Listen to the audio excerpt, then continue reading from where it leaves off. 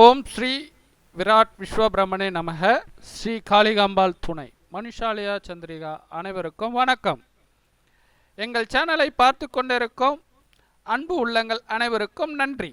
இப்பொழுது திரு சங்கரனாச்சாரியார் அவர்கள் வாஸ்து குறித்து சில தகவல்களை தருகிறார். அன்பர்களே, நாம் இன்று ஆலயம் அமைக்க, தொழிற்சாலை அமைக்க, வீடு கட்ட நல்ல நாள் பார்ப்பது அல்லது வாஸ்து நாள் பார்ப்பது எப்படி என்று தேகாய்ந்த சுக்கிரனும் உதயமாக திருந்தியதோர் எழுத்திலே குருவகிக்க மாசற்ற பத்திலே சோமன் நிற்க வளர்முகூர்த்தம் ஆலயம் மகிழ்ந்து செய்யின் பேசிவரு வயது ஒரு சகாப்ததுமென்றே பேசவாம் ஓரைதனில் வெற்றி நிற்க வாச இரு சேத்திரமா கருத்துக்கேதான் வருகின்ற தோஷமில்லை மகிழ்வாரே.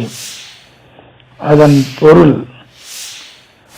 சுக்கிரன் உதயமாக எழிலாசான் எனப்படும் குருவும் 10 சந்திரனும் இருக்கும் வளர்ப்பிறையில் முகூர்த்தம் அமைத்து ஆலயம், தொழிற்சாலை, மனை போன்ற கட்டுமனை பணிகளை மேற்கொள்ளுவேமானால் காரியங்கள் விரைந்தும் விரயங்கள் மடுபட்டும் மனை வேலை வேகமாக நிறைவேறுவதுடன் அந்த மனை ஆயிலும் 1000 ஆண்டு நீடித்து இருக்கும் என்று பெயரும் புகழும் எய்தும் என்பது கருத்தாகும்.